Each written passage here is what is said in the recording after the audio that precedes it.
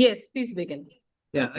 Good evening, everybody. Welcome to the fourth session of Voice of Silence by Shindeji. Let's start with a universal invocation. O hidden life, vibrant in every atom. O hidden light, shining in every creature. O hidden love, embracing all in oneness. May each who feels himself as one with thee know he is also one with every other. I invite Shindeji to start the class, please. Thank you, Brother Muralidharan. Good evening to all who are attending this online meeting. It is always nice to listen to the verses of the Voice of the Silence. And today we have finished 13 verses. And from today onwards, we are going to study from 14 to 23. So these verses are really poetic. So we cannot understand fully the feelings of the poet, what he wanted to convey.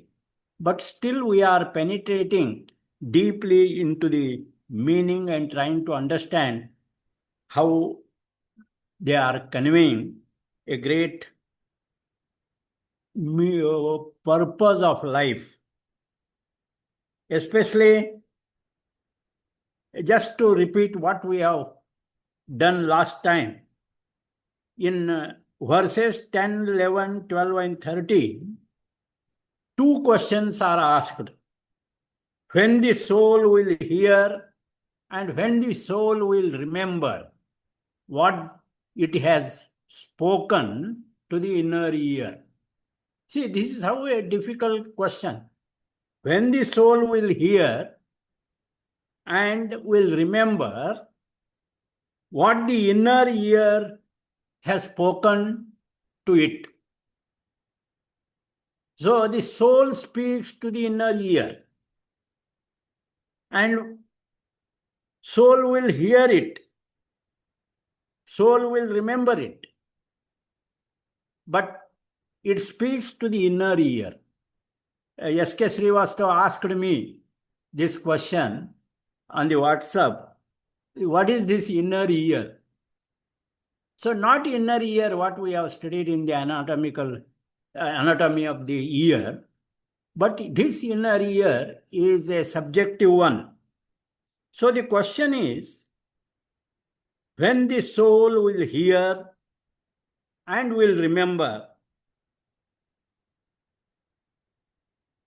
when we consider when it will hear, the answer is given in the verses. It says, soul must get united with the silent speaker. Then soul will hear. So the condition is, it must unite with the silent speaker. Last time we had given a homework to think on the silent speaker. Because our soul must get united with the silent speaker. And the example is given how it should be united. It should be united as the clay united with the potter's mind. So involved into that verse or meaning or then your soul will speak. And then you will hear. And second, when soul will remember. There is also a question is asked in verse 12 and 13. When it will remember. We can hear a lot of things, but remembrance is again different thing. So the question is asked when it will remember. So soul, when it hears, before it hearing, it should get qualified. That inner ear should get qualified in the sense it must become deaf to roaring, to whisper sound, to bellowing elephant sound, to silver blazing of the golden firefly. See, the term used here, firefly. Myself being a zoologist, I know firefly. That firefly is not mentioned here. The fire and fly. The fire here is this Agni Tattva. It is the spirit of fire that burns into our heart. So that silver blazing of golden firefly. So the two questions are answered.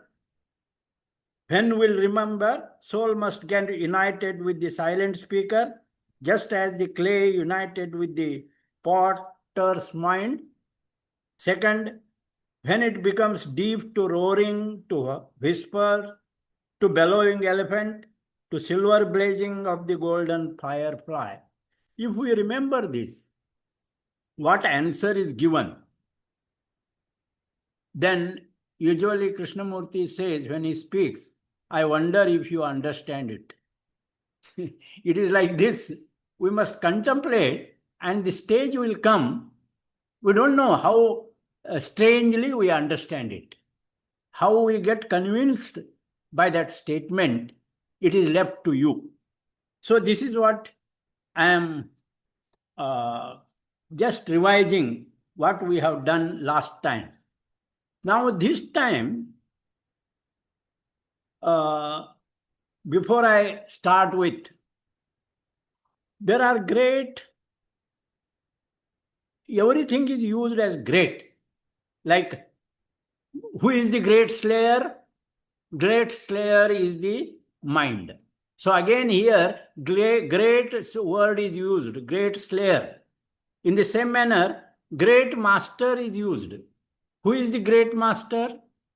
The great master is higher self. And then great law is used.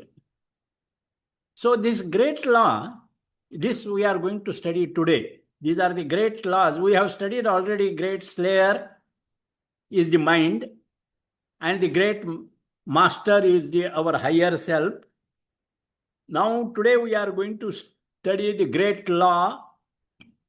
Great law is to become the knower of all self. That is the laws of higher life. That is a great law. And the fourth great law is great heresy or delusion. Heresy of belief in soul. Whether you believe in soul or not, such questions are asked. That is, yes, as a Theosophist, we are believing in the separateness of soul as individualized soul. Yes, we are believing in that. But what you believe is not right from universal point of view. So here, great heresy is a delusion. Delusion, that is separateness of soul from universal soul. And that is the great heresy we are studying today. See the difference. Great slayer, great master, great law, and great heresy. And then fifth one, we are studying great bird. What is this bird? Great bird. The bird of time and space. It is a time because it is flying, and it is having a space for to fly. So it is a great bird. Kalahamsa. That is a time bird. Bird of time. And the sixth one, great tempter. I am using all the one word, great. Great slayer, great master, great law, great heresy, great bird, great tempter is called Mara. So these terms, they come in these. And now, before to understand these great things, I am quoting from the Light on the Path. We are asked to study light on the path. In the light on the path, there are 4 rules. Before the eyes can see, they must be incapable of tears. I'm not going to explain this. Just what must be the qualification of the eyes? Before the eyes can see, they must be incapable of tears. Means you must learn the art of right seeing. There should not be tear either in pleasure or in joy. So you must go beyond pleasure and joy dualities. Then before the ear can hear, it must have lost its sensitiveness. That means again right hearing. Otherwise, how can you listen to the voice of the silence which soul speaks to the inner ear?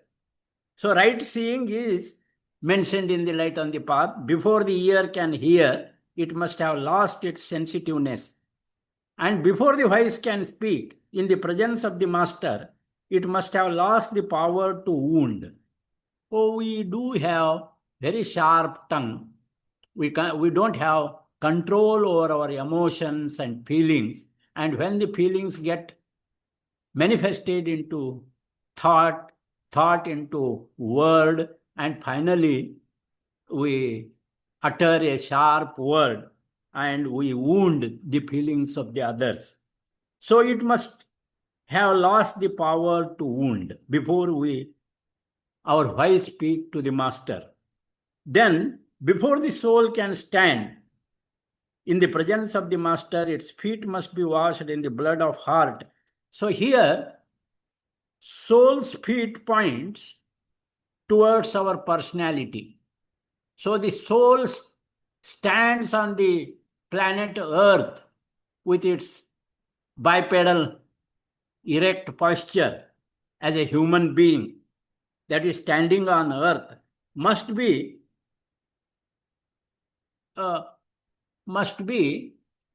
capable of standing in the stand, upright standing, and wholehearted service with sacrifice and wholehearted service attitude. So this is what it is mentioned in the light on the path. Just I am repeating it only because we must study these 3 classics of Theosophy at the feet of the master, light on the path, and the voice of the silence together. Then only we can comprehend what they want to convey to whole humanity. And at the feet of the master, Vimalji, next that is quoting from the at the feet of the master. It is to hear the master's words is not enough. You must do what he says, attending to every word, taking every hint, and if hint is not taken, if a word is missed, it is lost forever, for he does not speak twice. These words are very important words. Everybody should remember. We'll go further. I suggest to study when you are listening to the voice of the silence. Just have a reading of at the feet of the master and also light on the path. That is what I want to suggest. Then in the 14th, we read, it is a 1, 2, 3, 4, 5 sentences are given in the 14th verse. So one by one we can take this 14th. If thy soul smiles while bathing in the sunlight of thy life, if thy soul smiles while bathing in the sunlight of thy life, then you read the last line. Know, O disciple, thy soul is of the earth. If thy soul smiles while bathing in the sunlight of thy life, know, O disciple, thy soul is of the earth. Still you are in this world. You are not come out of your world. because your soul smiles while bathing in the sunlight of thy life. What is this sunlight indicates? Here, sunlight is, we can take our good days or fortune. When our fortune shines, when there is prosperity. So if you are really in that sense, if you are expressing your joy and not control over your emotions, then you are still of the earth. That is what it says. If thy soul smiles while bathing in the sunlight of thy life, O disciple, thy soul is of the earth. Then the second line, if thy soul sings, here smiling, singing, weeping, struggling, these emotions we know very well. We have experience. If thy soul sings within her chrysalis of flesh and matter, O disciple, thy soul is of the earth. Again, here it is saying, chrysalis of flesh and matter. If it is singing, if you are really happy and singing when you are in your comfort zone, that means you are happy in your comfort zone. You are not ready to come out of your comfort zone. And you sing in your comfort zone, you are secured and don't feel insecurity. So you want to be in the comfort zone. So if thy soul sings within her chrysalis of flesh of matter, O disciple, thy soul of the earth, you are, a soul is of the earth. Then third, if thy soul weeps inside her castle of illusion. So if it is weeping, because many people, they notice our drawbacks and we start feeling those, because we are not seeing our drawbacks, but the others are seeing and pointing us, and we weep inside our castle of illusion. We all are caught in the psychological prison. So castle of illusion we are, and soul weeps. So if it is weeping in the castle of illusion, then thy soul is of this earth. And if thy soul struggles to break the silver thread that binds her to the master, thy soul is of the earth. See, this master outside oneself. Yeah, who is the master? Sometimes we make a guru, and that guru is known as outside oneself. Then we come to the next stage, believing that our true self is our guru. Then that is the second stage. And finally, master is our cosmic being. So here, if thy soul struggles to break the silver thread that binds her to the master, we feel very insecure. When we travel to the spiritual path, we know that our soul is going to unite with the oversoul, and we try to struggle on the spiritual path. So these are the 3-4 things: smiling, singing, weeping, struggling. This can be very well explained. This smiling and singing, these two are more similar if we consider caterpillar stage. You know, caterpillar stage is very happy when the eggs are hatched into a larva called caterpillar. It is very happy. It goes on feeding. It is a voracious feeder. It is happy, it is smiling, it is singing, and a stage comes. It stops feeding, don't know why. And it starts weeping inside the castle of illusion. Weeping in the sense it starts secreting a thread around it, and it makes a castle of illusion around itself. And when it is in that castle of illusion, when it comes to know that,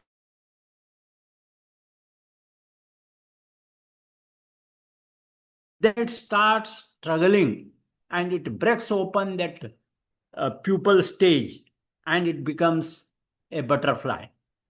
So here it is, I have shown here, and it is a very nice, this is our mission rather, Theosophical Society mission of the Theosophical Society is to serve humanity by cultivating an ever-deepening understanding and realization of ageless wisdom, spiritual self-transformation, and the unity of all life. This mission can be achieved through 3 halls, 1, 2, 3, and then you will get there. So the first stage is the caterpillar stage, second stage is the pupal stage, where it is weeping inside this prison created by itself, and then it is struggling to come out, to break through that prison, and then it comes free. So you will get there only when you pass to the 3 halls. That we will discuss when we study 3 halls in detail. Then we'll go to the next, 15th. This 15th, the mind is, when to the world's turmoil, thy budding soul lends ear. Again, very typical. When to the world's turmoil, thy budding soul lends ear. Here again, word budding soul and world's turmoil. World's turmoil, we can understand this budding. What is this budding soul? So a human soul grows life after life. So you can read, there is a very good book, Growth of Soul. So our soul grows. So it is in a bud stage. So budding soul, it is a bud stage. And evolutionary process, through evolutionary process, it is progressing, and progressing in 2 ways, both forthgoing and return phase. I am telling these 2 ways because either we do good things or we do bad things. If you go do extreme bad things, you will reach to that pole again. An immediate transformation may occur. Either if you are doing good things, if you reach to that pole, extremeness, again you have this possibility of transforming yourself. So in this way, human soul is a budding soul. It has forthgoing phase as well as return phase. This is when to the world's turmoil, thy budding soul lends ear. So the question was asked by Srivastava, when this ear listens to the voice of the silence. Here, these are the qualifications required. Then the next is, when to the roaring voice of the great illusion, thy soul responds. So here, great illusion is Mahamaya and roaring voice. Mahamaya's voice is very disturbing, roaring voice. And when we are really responding to that great illusion, last time I spoke, 3 great illusions, space, time, and self. When our voice, when our urge really responds to these 3 great illusions, then your soul can respond finally. Then third, when frightened at the sight of the hot tears of pain. Here, at the sight of the hot tears of pain. Frightened at the sight of the hot tears of pain. When deafened by the cries of distress, thy soul withdraws like the shy turtle within the carapace of selfhood. So the children get frightened when mother's cries. That means children are very sensitive. They get frightened at the sight of mother's crying. Mother is very close to her. If she is crying, the children get frightened. In the same manner, when we are frightened in the world's turmoil, and when the hot tears of pain are caused by great wars in the world, then third is said, when defended by the cries of distress, thy soul withdraws. See, we are always defending our own mistakes. And we go to the depression and no, but we have to be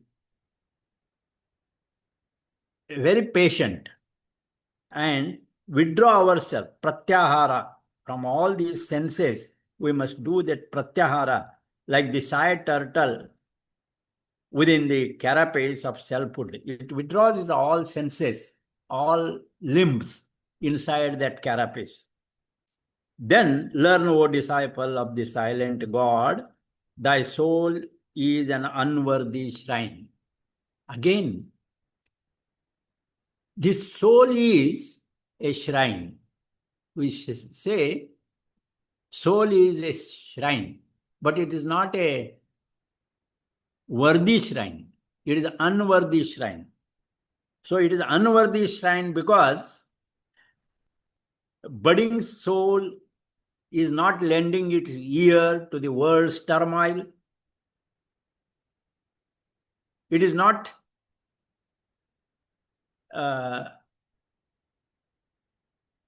responding to the roaring voice of the great illusion. It is not frightened by the hot tears of pain, and it is defending the cries of distress. From the cries of distress, it is indifference to the cries of distress, and we are withdrawing ourselves back. We are not fighting with it. And still, and then he says, learn, O disciple, souls of her silent God, thy soul is an unworthy shrine. Here, silent God is silent speaker. So, soul's silent speaker, thy soul is unworthy. So, when it will be worthy, that is explained here. It is a budding soul that is explained. Then we'll go, before we go further, let me tell you, life is all about peace of mind. And peace of mind is all about never mind. How are you happy? Asked to the Krishnamurti, and Krishnamurti said, I never mind. So the same verses, number 59, 60, 61, 62, if you read further in the voice of the 59, I just read out. 59 says, let thy soul lend its ear to every cry of pain. 60 verse, let not the fierce sun dry one tear of pain before thyself has wiped it from the sufferer's eye. Let each burning human tear drop on thy heart, and there remain, no ever brush it off until the pain that caused it is removed. These tears are merciful. These tears are streams that irrigate field of charity. So this is very nicely poetically explained in the Voice of the Silence. If you read silently these, how deep they are trying to impress in our mind deeply. Even 15th says, we are not separate until within the turmoil of the world. We are not separate unit within the turmoil of the world. That is what we must remember. And the sentence, when defined by the cries of the distress, etc., that could be analyzed when a person in his ignorance is afraid of taking on responsibility. See, we must dare to take responsibility. When a person is ignorant, he is afraid of taking on responsibility. That is what, when he defends by the cries of distress, when he is ignorant and afraid of taking on responsibility, and has no sense of oneness of life, he tends to withdraw from life into himself. When we will do the daring, when we forget ourselves, then only one can do a heroic action. He becomes the hero. Otherwise, we are protecting ourselves. Then we'll go to the 16th. When vaccines, okay.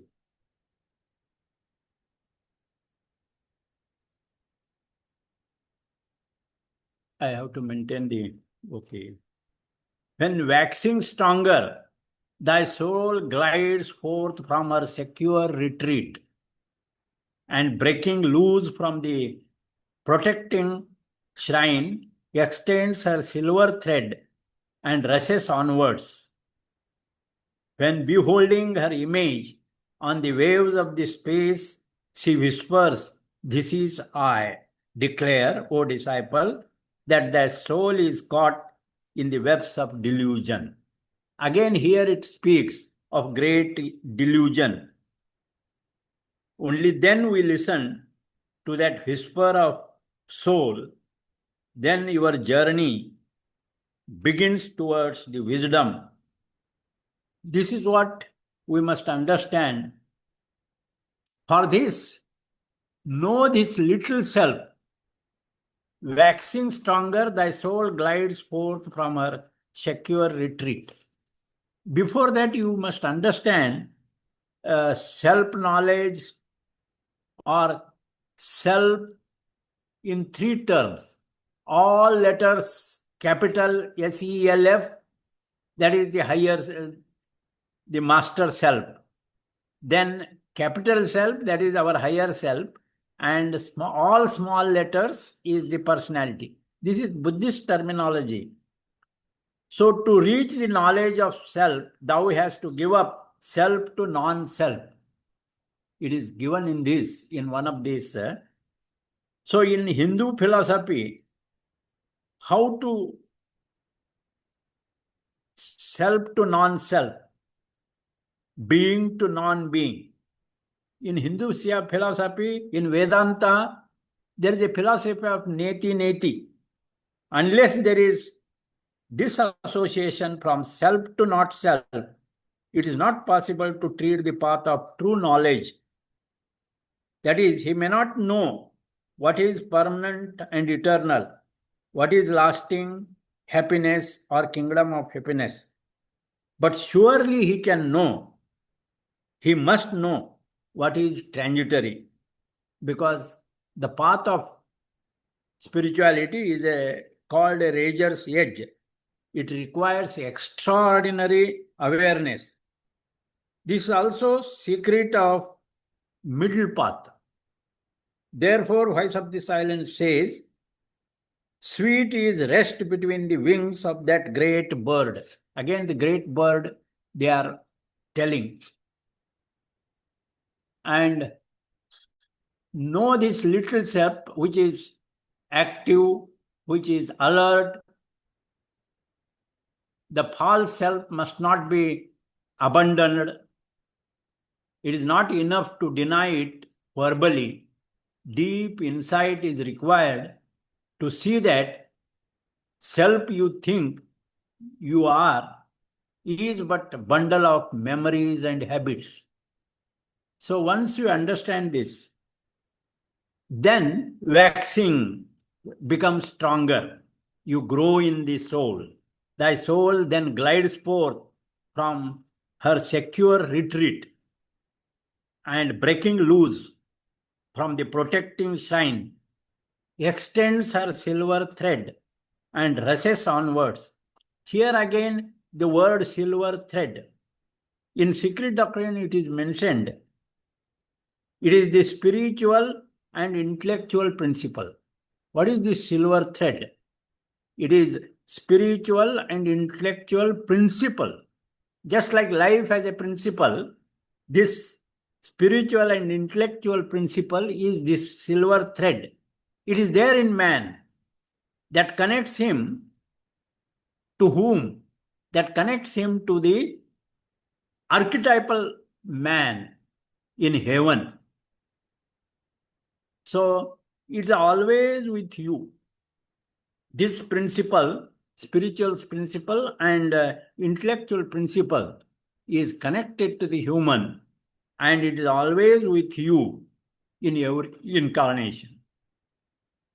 You may call, or in theosophical term, many times we say buddhi manasa. So kam manasa destroys, but buddhi manasa remains connected. So this is spiritual and intellectual principle. We can imagine like that. When beholding her image on the way, clear, O disciple, that soul is caught in the webs of delusion. See, we are caught in the webs of the delusion. To realize this is also a kind of a spiritual growth. Soul grows by such kind of realization. Thy soul is caught in the webs of delusion. But when soul speaks to you, that means you are really understanding, you are really getting enlightened. So this 16th is very nice. Silver thread I would like to mention here. But before that, in 30 and 31 verses also I would like to say, the wise ones tarry not in the pleasure ground of senses. The wise ones heed not the sweet-tongued voice of the illusion. These terms are again used in the Voice of the Silence. They are connected with this. We are going to repeat that one. Look at this figure. Silver thread and archetypal man. The human archetype and the silver thread. As I said, this silver thread is the spiritual and intellectual principle, always connected. So, in the book Isis Unveiled, HP Blavatsky is stated when this silver thread, she has not used the word silver thread, but shining thread, which links the spirit to the soul, is snapped. During death, it is snapped, and disembedded entity is left to share the fate of the lower animals and to gradually dissolve into the ether. See, what is the fate? So silver thread takes the soul, always it is connected. It is connected with the human archetype.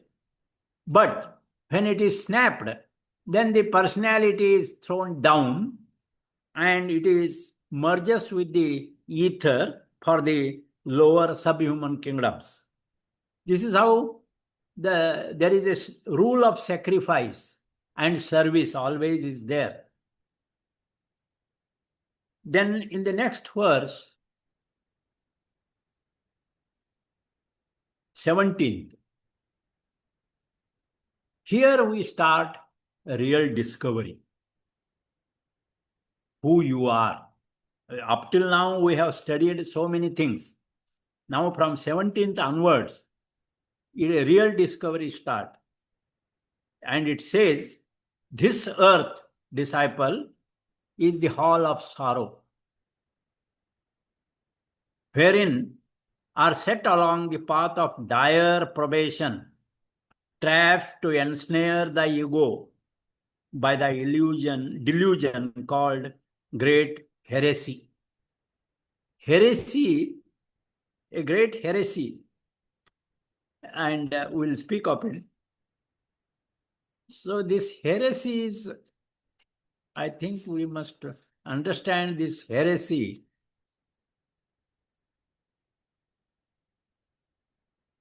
I have one more picture is there, heresy. Delusion called great heresy.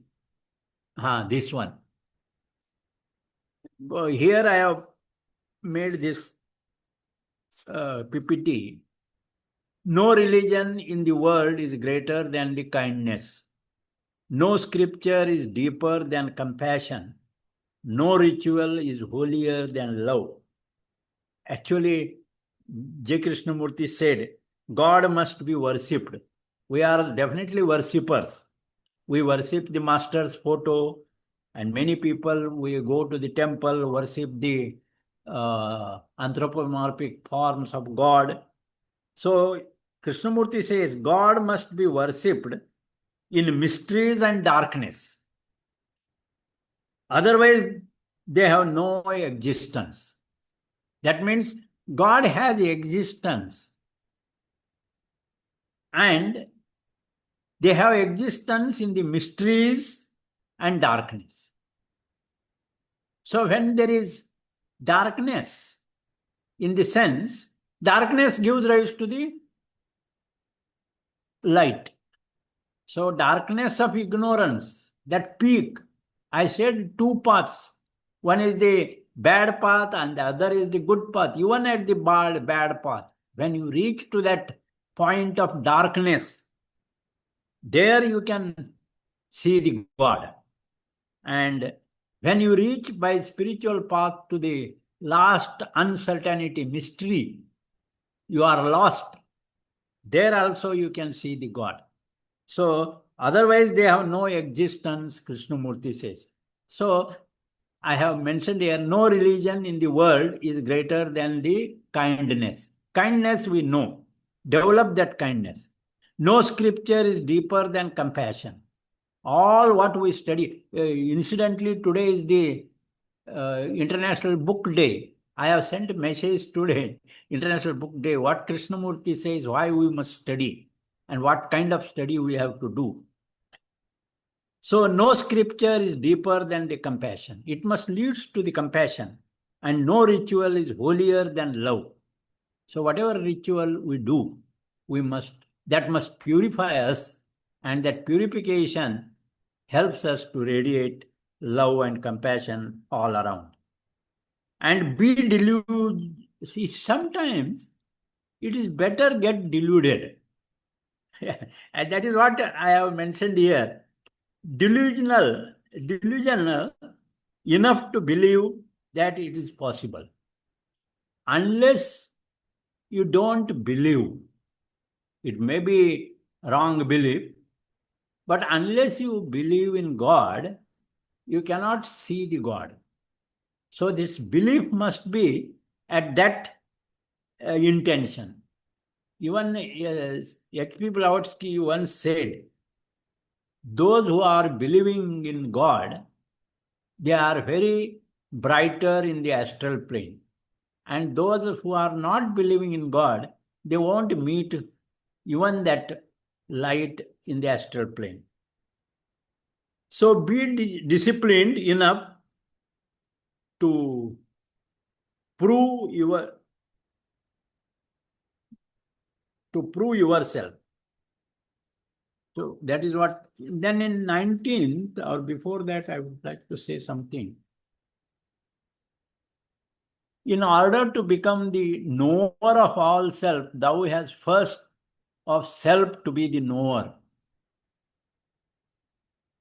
So knower of all self is one who has come to wisdom. That is from knowledge to intellect to intelligence. First gathering information, then contemplation, then making it living power. Tattvajnani to Atmajnani. Transcending the Kama Manasa to Buddhi Manasa. But mind is transcended only with the mind. So mind is awareness in motion, and awareness is mind at still. That means awareness, when it is in motion, it is called mind. But when mind becomes still, then awareness itself becomes mind. So mind and awareness are phases like wave and sea or ocean. When wave dissolves, it becomes ocean. Like drop slips in the ocean, this is a poetic way. So the term knower of all self, thou hast first of self. In order to become the knower of all self, thou hast first of self to be the knower. Again, I repeated it. That is the requirement needed. Then 19th, great law.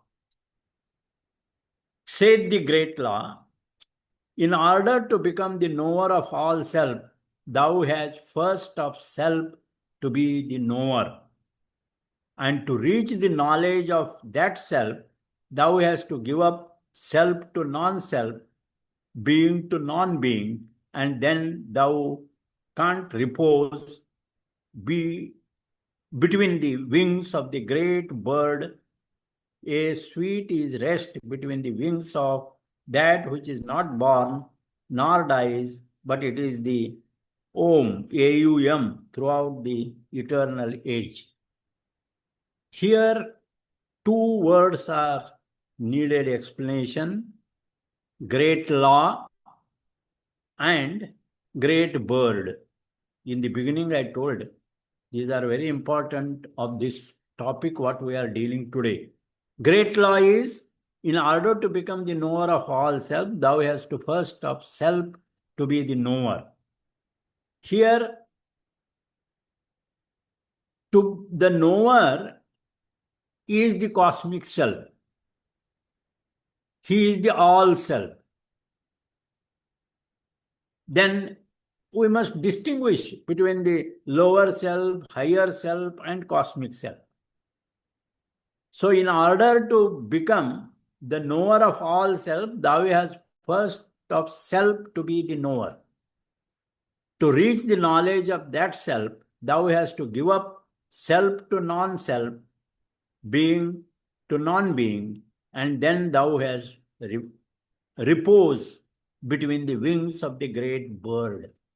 Again, past and future. So this great bird, wings of the great bird, which are the wings? One is the left wing, second is the right wing, and you must be in the middle. That means past and future. If you look at this bird, best ride the bird, not best ride, best read the bird. Where it is?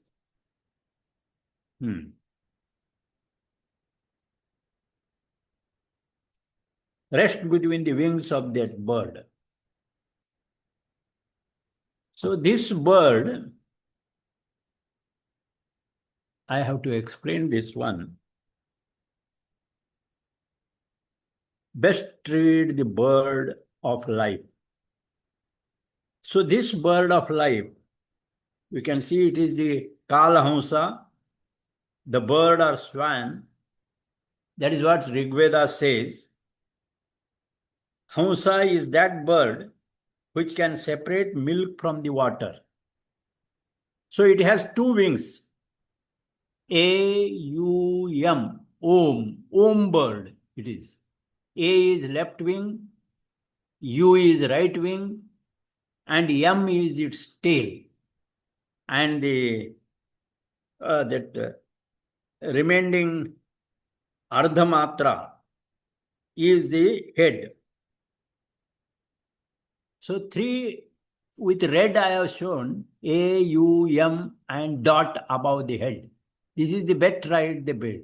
And in this I have given you parameters.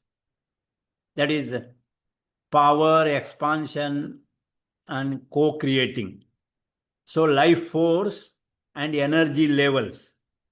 So on the left side is right from energy level, from the neutrality to willingness to acceptance to reasoning, then love, joy, peace and enlightenment. That is energy level. And on the right side is the negative part, shame, guilt, apathy, grief, fear, desire, anger, and so on. So these are the contraction and survival, and these are the power of expansion and co-creating. So I am more important on this power, expansion, and co-creating. For this, you best read the Bird of Life. So that is what it says. Say 20, the next verse, 20th. Bestride the bird of life. Bestride the bird of life, if thou wouldst know. Give up thy life, if thou wouldst live. Again, give up thy life, if thou wouldst live. 3 halls, O weary pilgrim, lead to the end of toils. 3 halls, O conqueror of Mara, will bring thee through 3 states into the 4th, and thence into the 7 worlds, the worlds of rest eternal.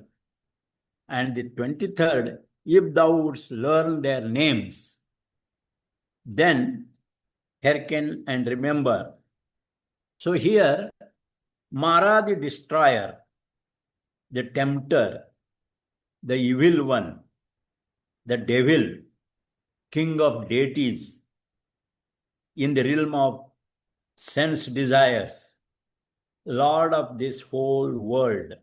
Of whole world means that Mara too eventually become enlightened. This is what it is said. So best read the bird of life. When you read this, then you must remember past, future, and present. The past worry, future is anxiety, and you must live. Here it is said, give up thy life if thou wouldst live. Which life you have to give? So we teach in Theosophy propagates the life of service and sacrifice, sacrificing the personality, paralyzing the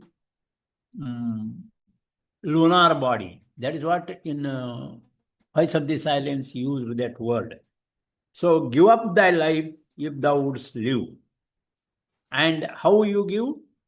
Only by passing through 3 halls. Because these are the 3 halls lead to the end of toils.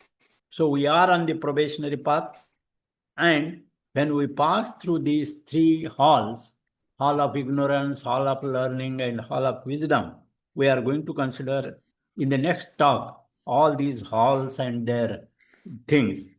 And then 3 halls, O conquerors of Mara. So you become the conqueror of Mara. And what is Mara? Mara is the king of the tempter. It is very difficult to get through the temptations. We have a lot of temptation in life, and to conquer the temptation, it is very difficult. And you can do it only when you bestride the bird of life and rest there. The bestride the rest there means you must come to uh, clarity. You must come to the state of acceptance. You must come to the state of joyful being. You must come to the state of enlightenment or understanding. You must come to the state of inner peace. And you must come to the state of gratitude. Then only you will bestride that bird of life. That bird is the time and space bird, Kala Hamsa. Kala is time, Hamsa is the bird, great bird. So this, in this today's lecture, what we have studied is, we started the great slayer of the real is the mind, great slayer is the mind, great master is our higher self, great law is to become knower of all self, great heresy is that we have a separate soul. Self as separation is a great, what we can say, great wrong thing we are believing. We are not separate. We are one with that universal life. And great bird, then the great tempter. Great tempter, all those kinds of temptations we know very well. So why there is no peace? Because you are not in present. That is all we have to be, and try to be in the present. In this sense, we end today. Still there are 5 minutes if you have any. Otherwise, better you contemplate on all this.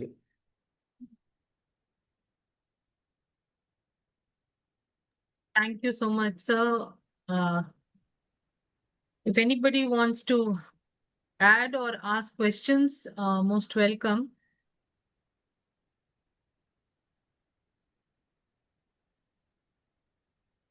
Sir, I have one question. This A in your slide, Yes, the Om word, left wing. A is left wing, you You. who is right wing. What is M stand for? Means Tail, what does tail. it represent? Tail. But what does it represent? You said one side represents the progressive path, one other side represents the thing which is pulling us down.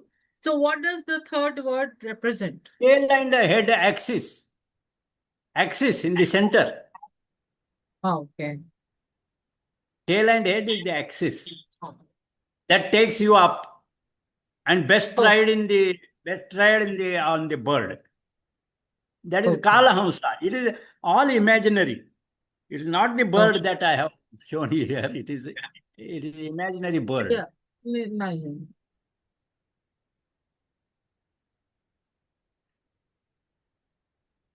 You read that Kala Hamsa, which is given in the notes of Voice of the Silence.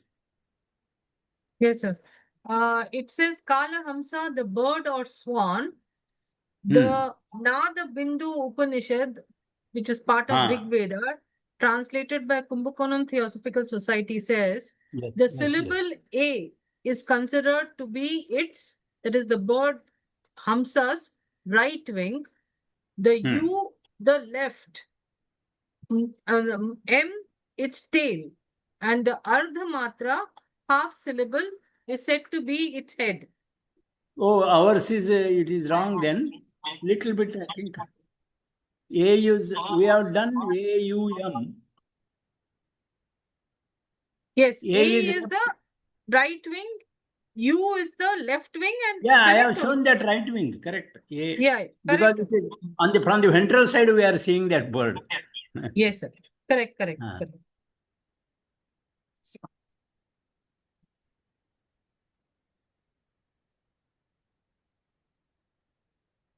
That is, Vimalji, just to understand, imaginary. Better to have that imagination. Best ride is important. We have to be control that one, both the sides of wing. Then only we progress. Is there some sort of hint to chant Om or no? That is not, there is no hint like that. Yes, yes. Is there Om a is hint? the bird. Om is the bird. No, is there a So hint in this to do some chanting or no? we can't say like this, do chanting and do that is again Bundu Baba. So let them decide. We are wise Okay, sir. enough to know what to do. But it is Okay. this what we have put before.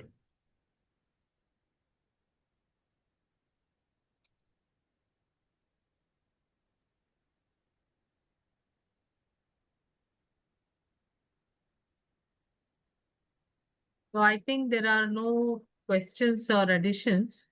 Uh, is there anything you want to give us homework or something, or just contemplate on this?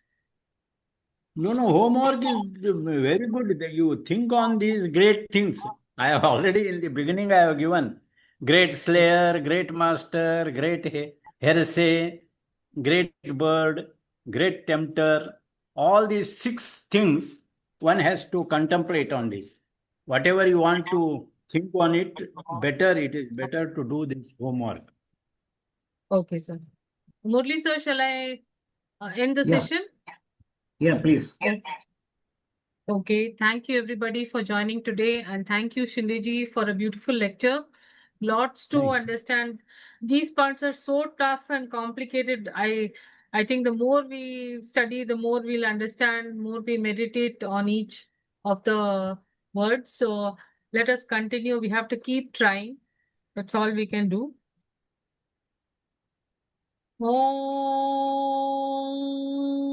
Om Asato ma Sadgamaya Tamaso ma Jyotirgamaya